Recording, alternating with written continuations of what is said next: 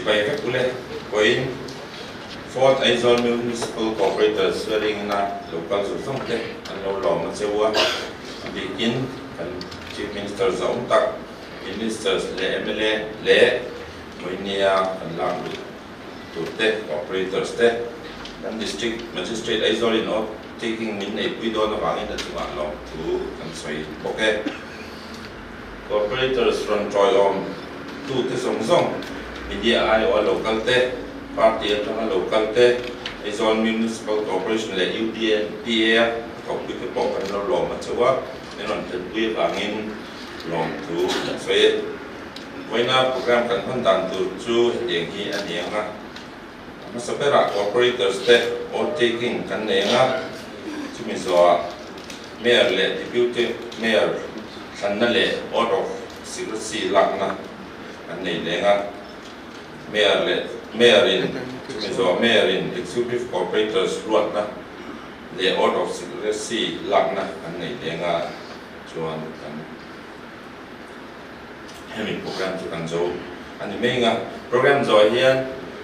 corporators santar ten focus tenen focus session kan nei anga helai helama kan lo mana kan nau kan lo kan anga helaya non kan pui tu ten tha kan lak pui anga chumi zo chuan in chung lama e tu kan buatsaih e chot turin kan in som ani Vawiin corporators kan lak lutur te hi kan cheu so nge what number 1 Pu Vanlalhriata'n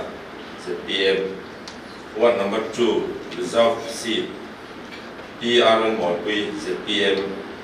what number 3 Pu Vanlalfaka ZPM what number 4 reserve Pi Vanlalhriat'an ZPM what number 5 reserve Dr. Lalawmpuiii what number 6 Pu H Lalremtluanga ZPM what number 7 Pu chuan ZPM what number 8 Pi Christina Roluahpuii ZPM what number 9 Pi Lalawmpuii MNF what number 10 Pu Lalawmpuia'n ZPM what number 11 reserve Pi Lalremtluanga ZPM what number 12 reserve Pi Vanlalhruaia ZPM what number 13 Pu Vanlalhruaia ZPM what number 14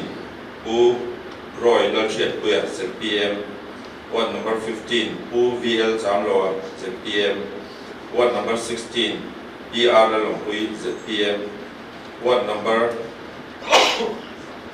12 reserve Pi Lalremtluanga ZPM what number 18 Pu K Lalremtluanga ZPM what number 19 Dr. Lalhriatpuia'n INC chia tikia chu no chia tula tuna program kan chananga or taking milak pi purin engineer Lalhriatpuia'n district magistrate kaso mga anilo din so sila adu ang nga hun turin kaso me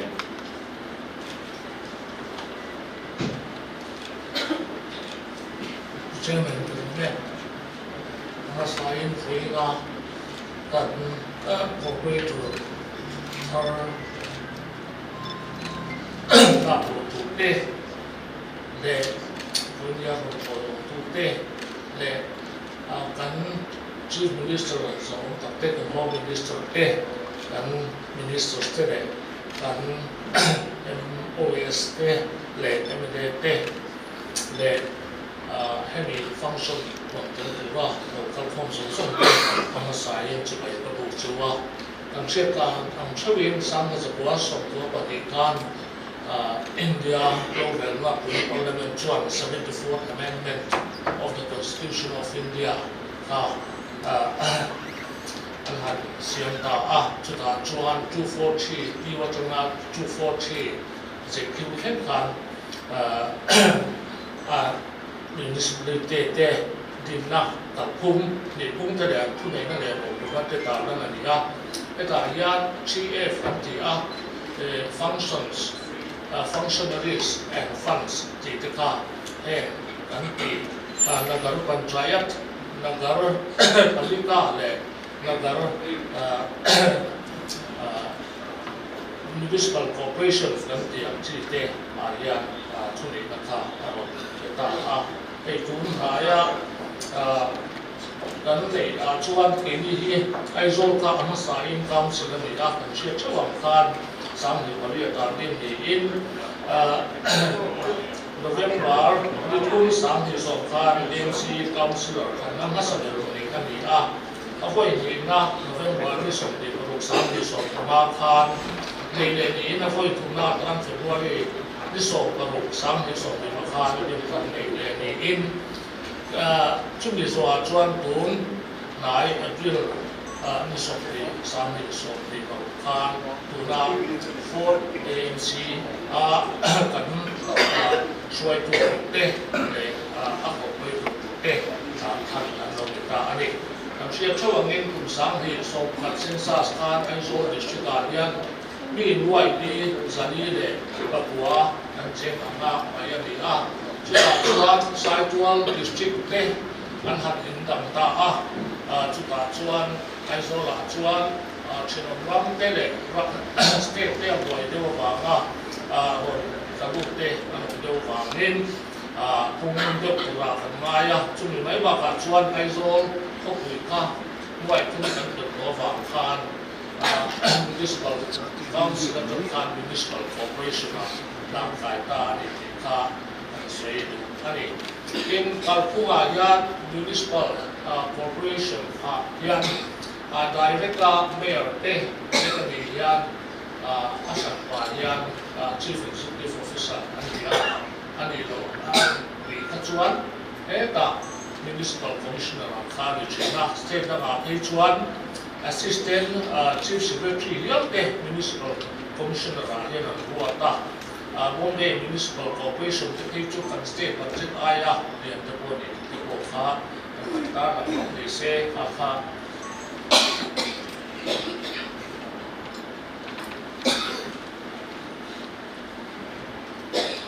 District Magistrate Er kan saya kan MP zawhah le minister kan te ko awmloh chu taking kan nei nga what was in taking hi kan nei me nga taking min nei tui turin District Magistrate kan som le lo info sedi ka ve lama hian kan tuan Corporator te lo chu se ta hian atan la an sai na nga ina chuan what was kan ni don ya ma sa pera Pu Vanlalhriata'n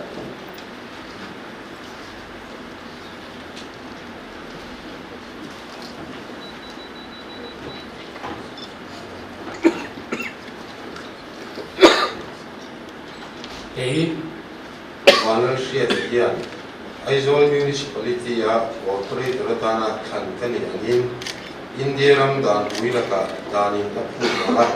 Rinawmna Thu le kakobam opna ka piante Rinawmna ka kan chok turin kathian hingin kai tiame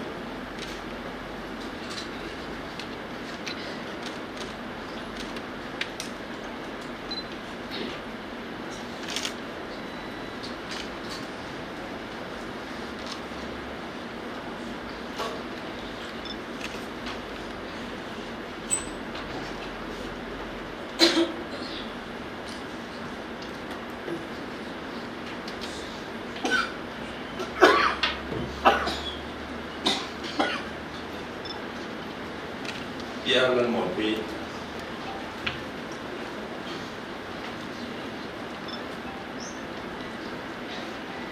hei Lalawmpuii yan Aizawl Municipality Corporator atana thlan kani angin India dan danin apuna Rinawmna Thu le kan kakobam opna ka piante Rinawmna ka kan chok turin kathian hingin kai tiame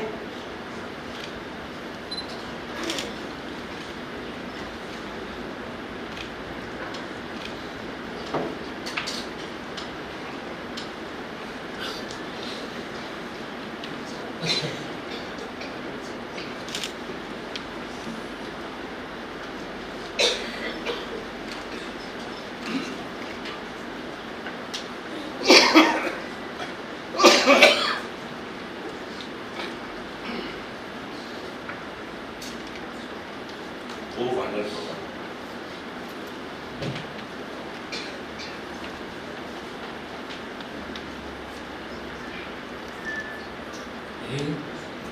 Vanlalhriatpuia'n Aizawl Municipality Corporator Atan India Rinawmna Thu Pu Vanlalhriat'an Corporator Pu Vanlalhruaia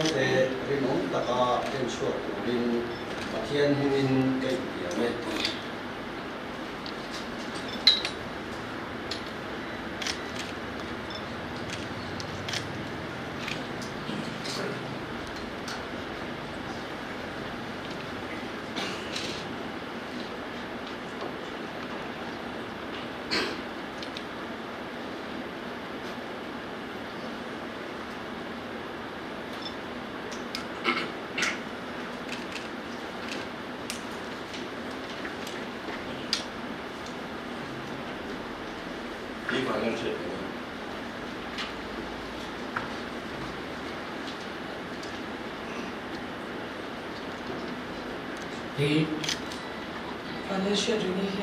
Aizawl Municipality Corporator Atan India Rinawmna Thu Rinawmna Thu Kakova mo kunata apyate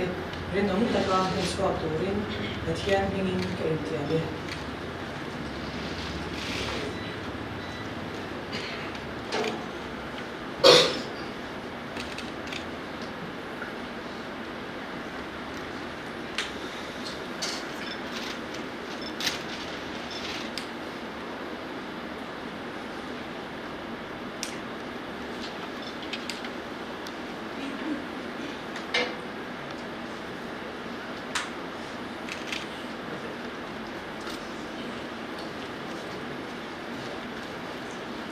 Dr. Lalhriatpuia'n.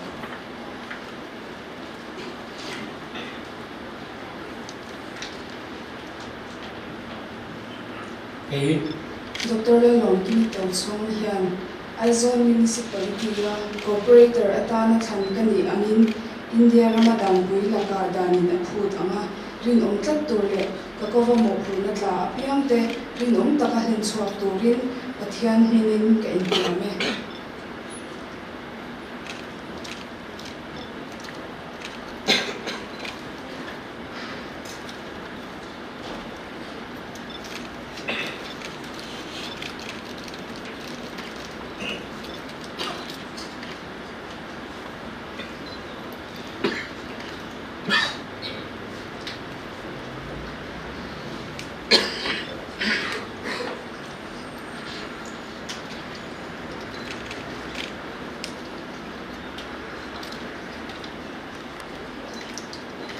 Pu H Lalremtluanga.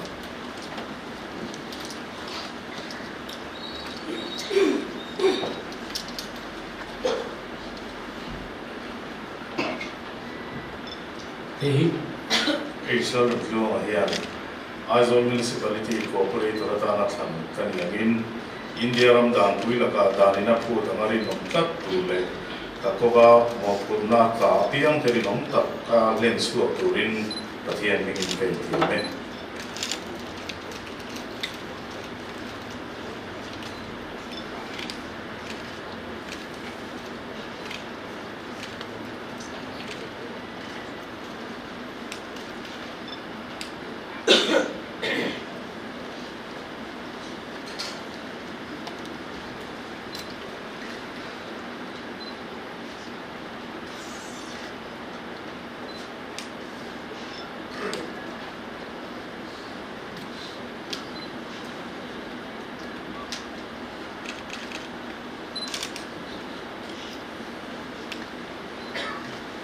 Who's also not?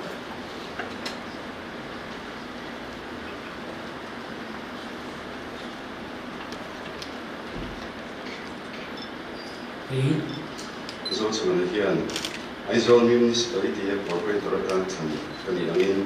India Rinawmna Thu Rinawmna Thu Kakova mo kunata apyate Rinawmna Thu henswa turin athian hingin kaintiame.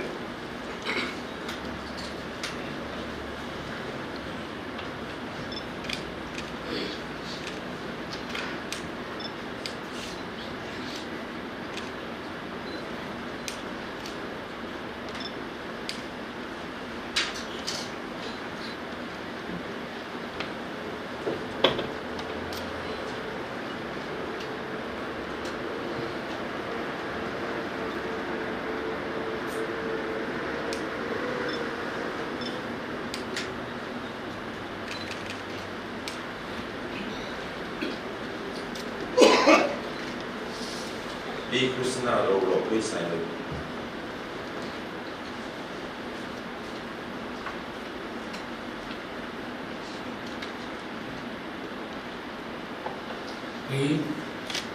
Christina Roluahpui'i sign again.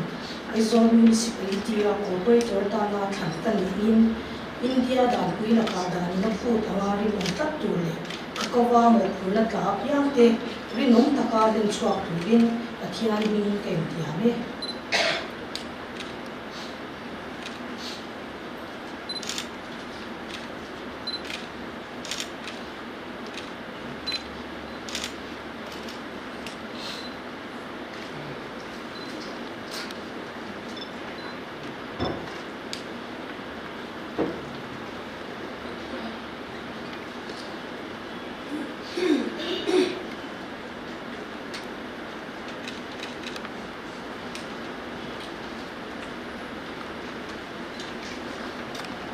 Pi Vanlalhruaia.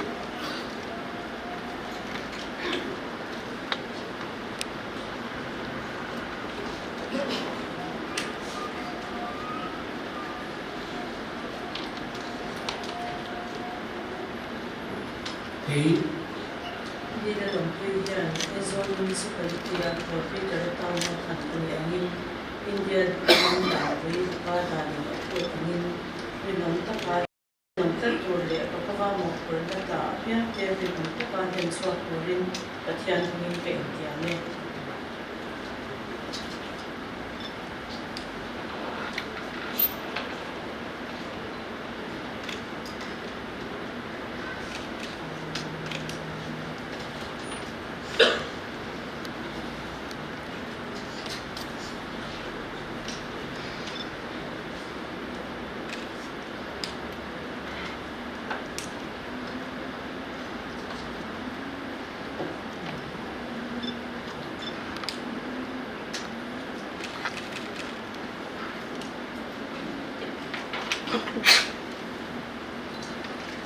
Pu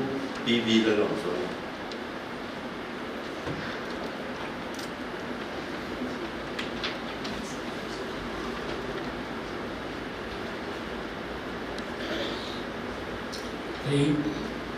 Pi Vanlalhruaia Aizawl Municipality Corporator atana thlan India Pu Vanlalhriata'n Pu rinom tule kakawa mo pula ka yang te rinom taka den chuak tulin athian min kem tiame Pi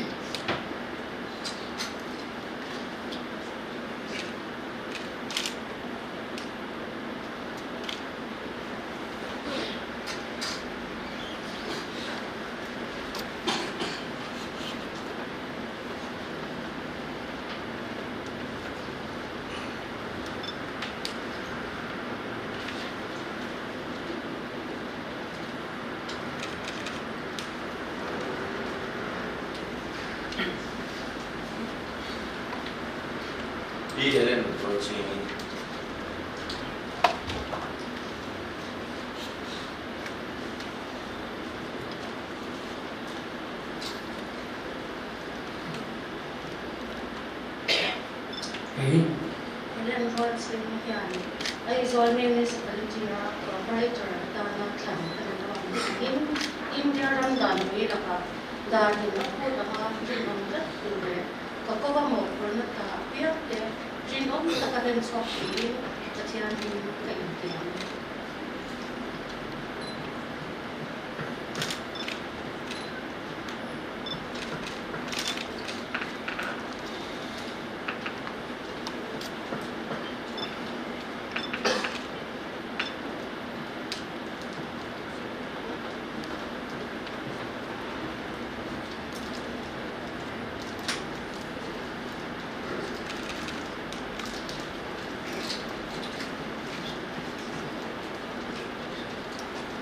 Pi Vanlalhruaia.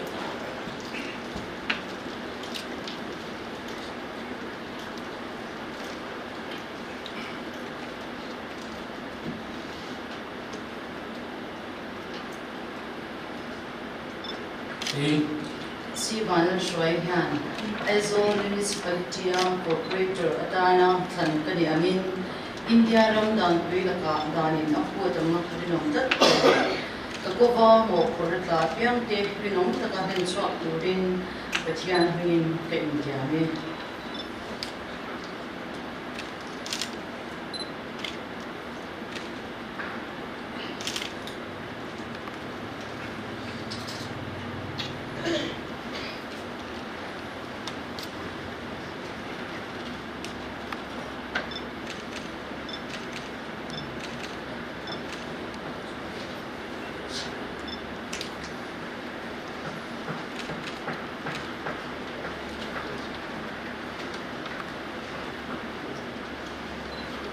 Pu Vanlalhruaia.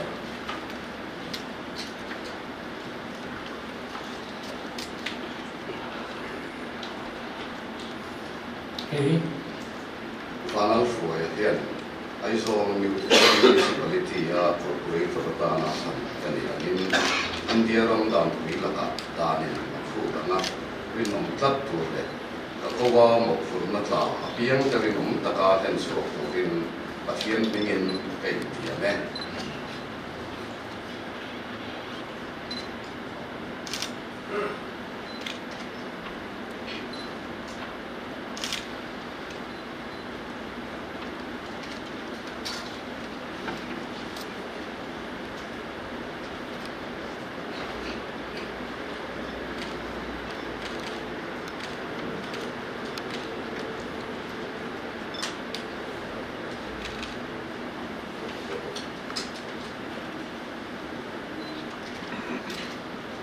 Pu Lalhriatpuia'n.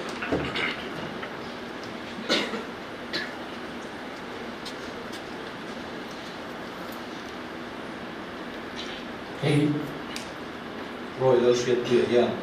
Aizawl Municipality Corporator Pu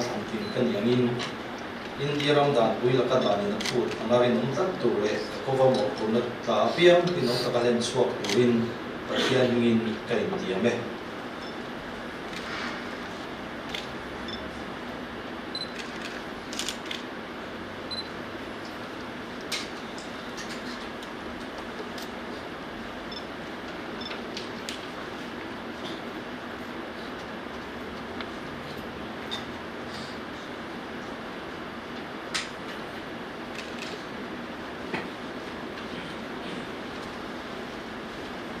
Pu Vanlalhruaia.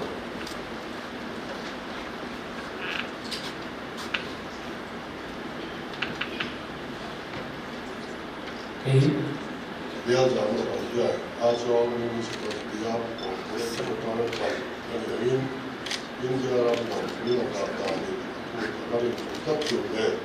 kakova mo Lalhriatpuia'n Rinawmna Thu turin tiamtir tiamtir.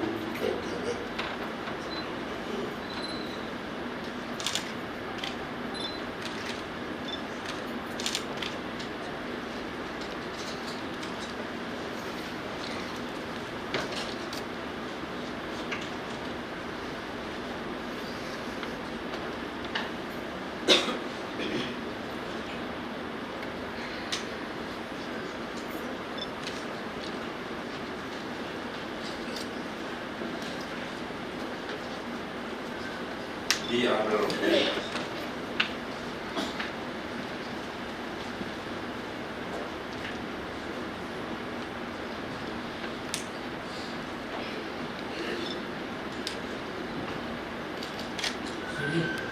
Pu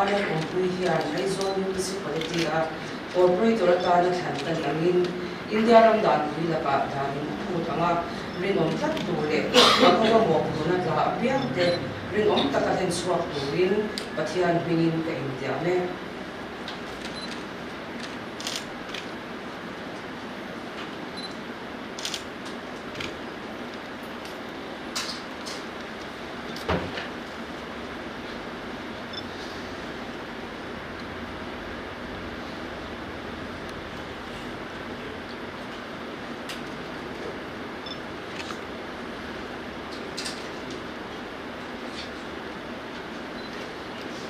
Bilang buatsaih.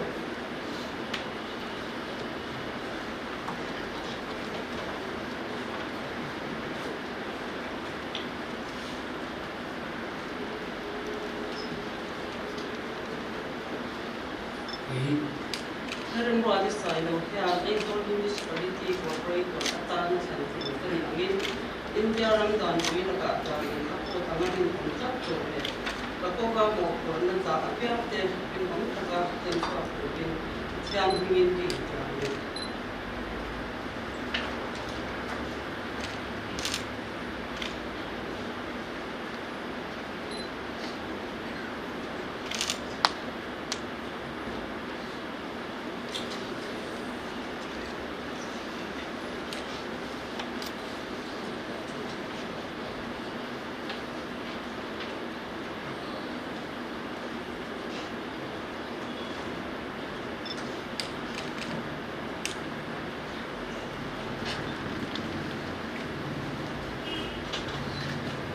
Pu Vanlalhruaia.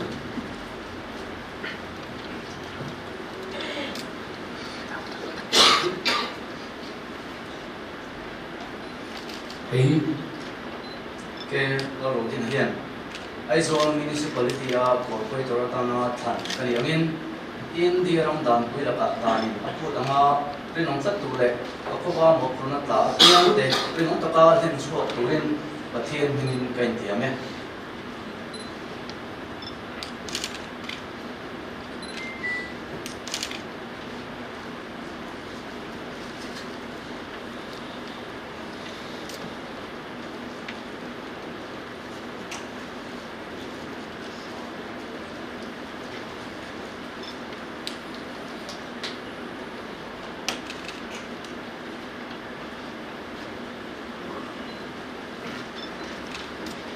Controller na zawhah.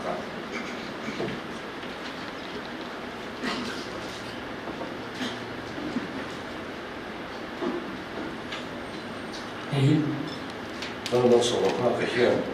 Aizawl Municipality Corporator Rin kaniangin India Ramadan Wilaka dani na putani angarin ng tatule kakova mo na tapiang te rinong takahin suwa turin pathian hingin tiame.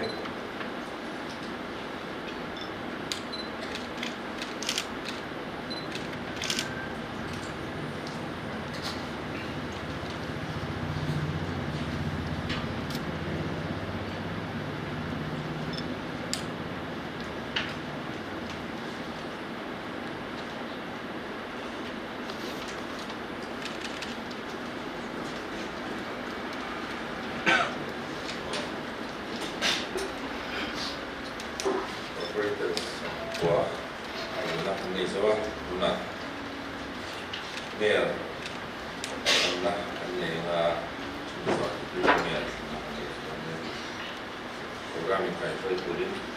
District Magistrate Er.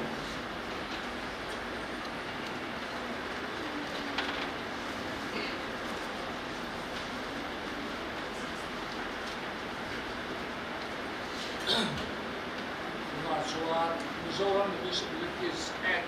2007, Section number 16, subsection 1, Rin Floratanin, Tuatana, Rin, so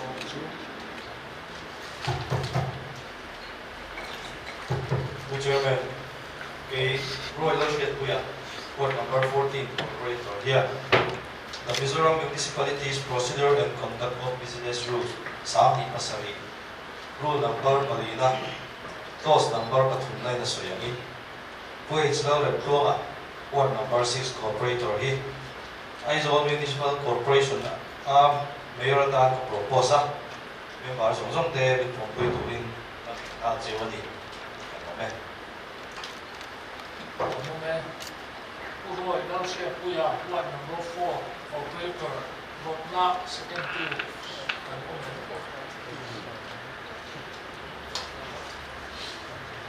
Pu Vanlalhriata'n, Ward number 1, Corporator here. The Mizoram Municipalities Procedure and Conduct of Business Rules, 2007, Rule number Malina, Clause number Patunay na Soyangi. Pu H Lalremtluanga, Ward number 6, Corporator Pi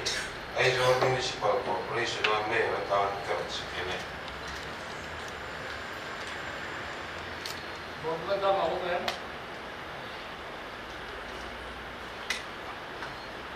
na danga awmloh chuan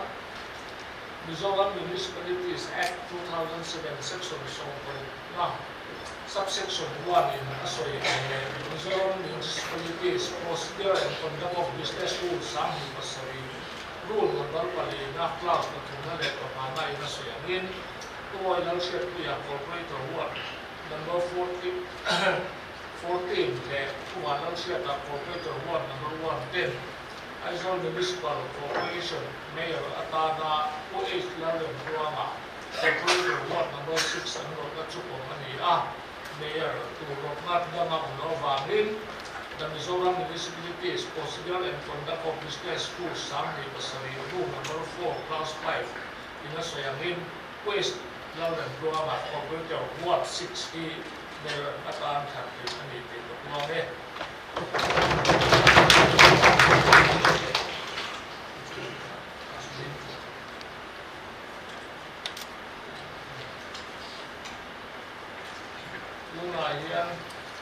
Mayor chutu kan kan ti avangin deputy mayor to for atangin na some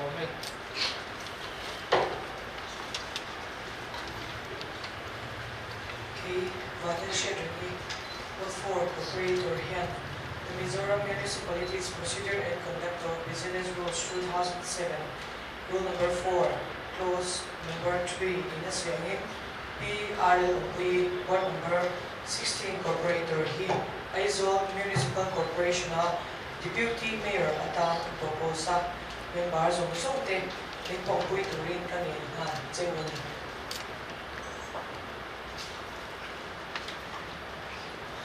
Pu Vanlalhriatpuia'n ward number 4 ina Rokna Rokna second to kan omen German, Aizawl ward number 7 Corporator Pi the Mizoram Municipalities Procedure and Conduct of Business Rules 2007 Rule number 4 clause number 3 so angin Pi R Lalawmpuii ward number 16 Corporator Pi Aizawl Municipal Corporation Deputy Mayor atan ang thlan karon thode le Pi R Lalawmpuii lo midang deputy mayor to Rokna omen for tunin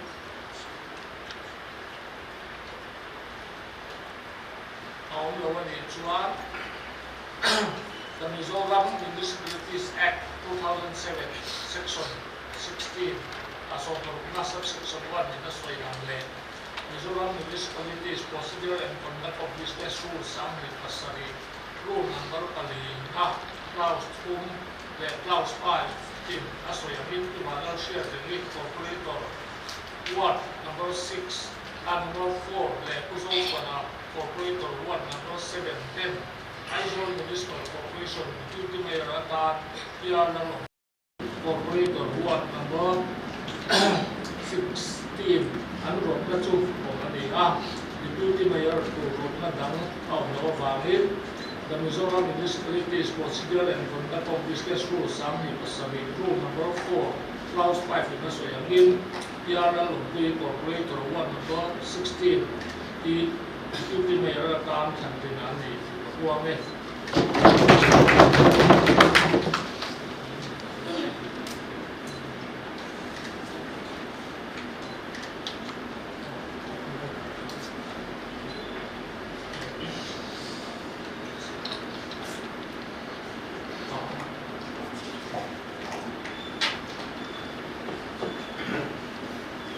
Mayor le deputy mayor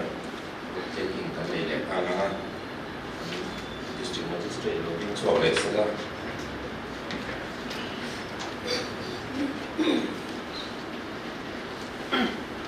mayor na kan ta Pu H Lalremtluanga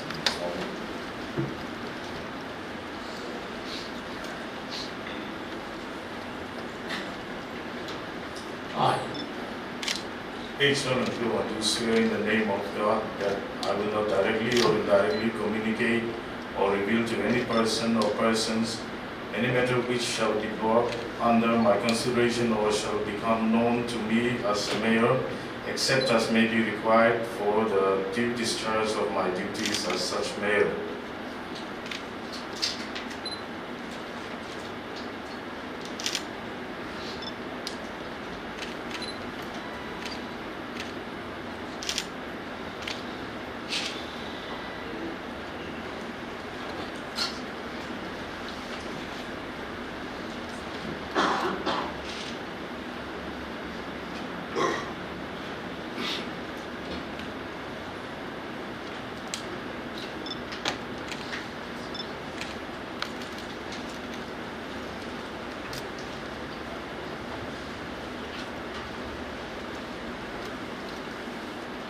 Deputy Mayor Pi R Lalawmpuiii.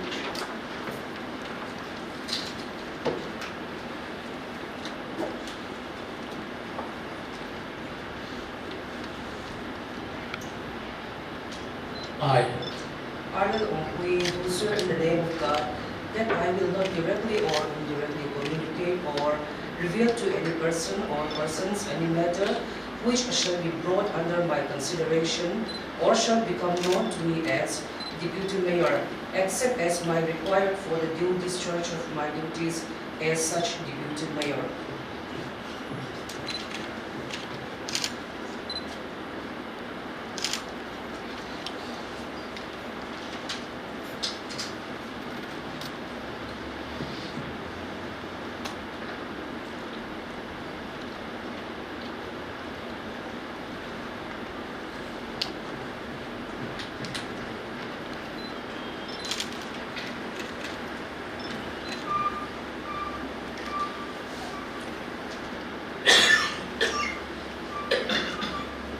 Last order of business in the Mayor in Executive Corporator statement nominate Vawiin as allowed so that it comes home.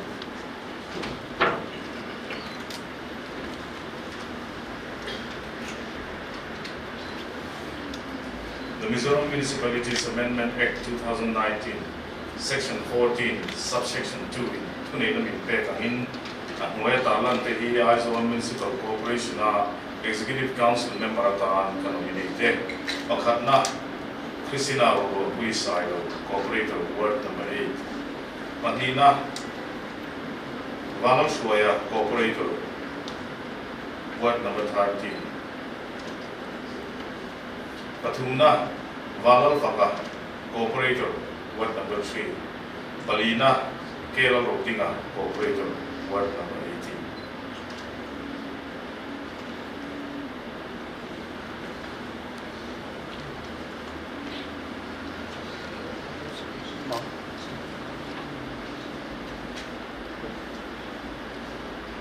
Executive Council members, Rinawmna Thu, Board of Secrecy and Alena, Pi Christina Roluahpuiii.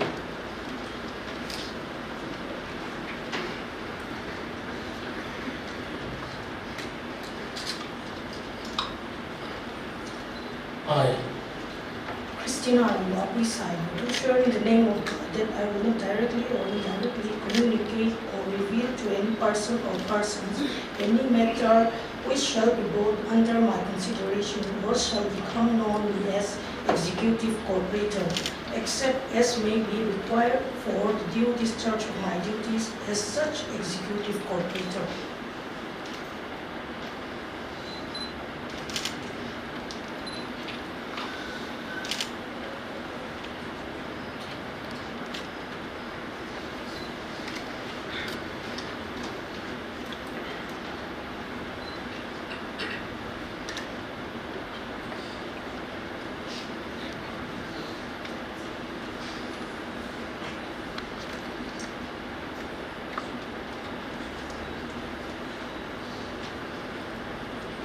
Pu Vanlalhruaia.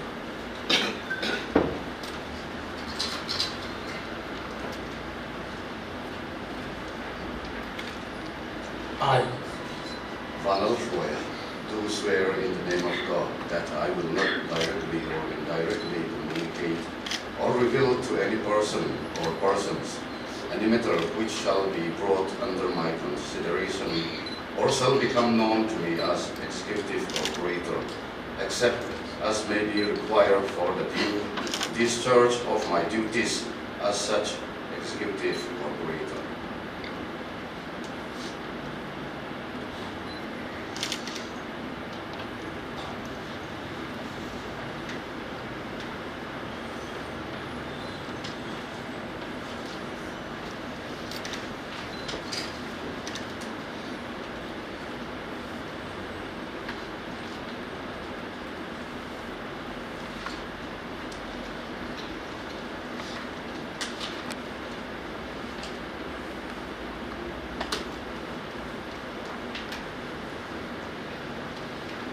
Pu Vanlalhruaia.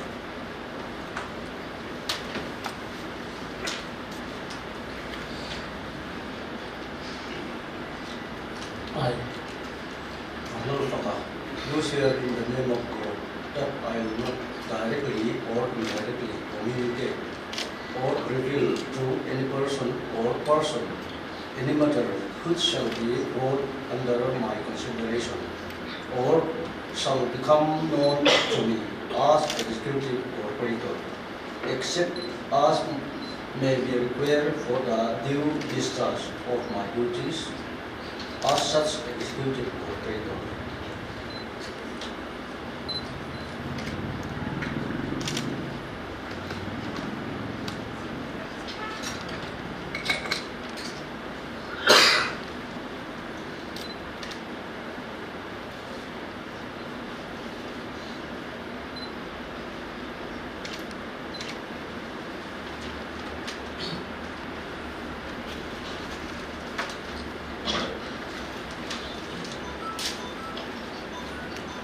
Pu K Lalremtluanga.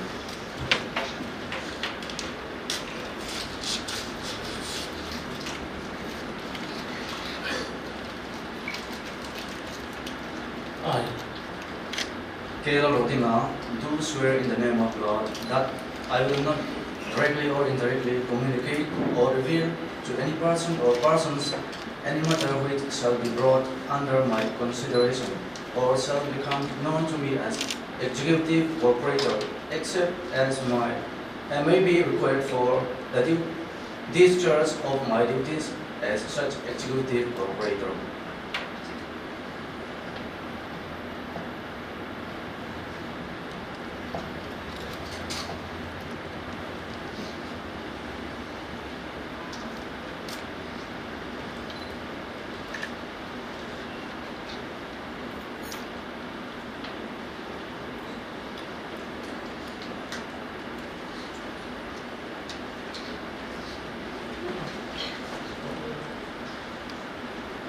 Vawiin here, Program 2, Corporator.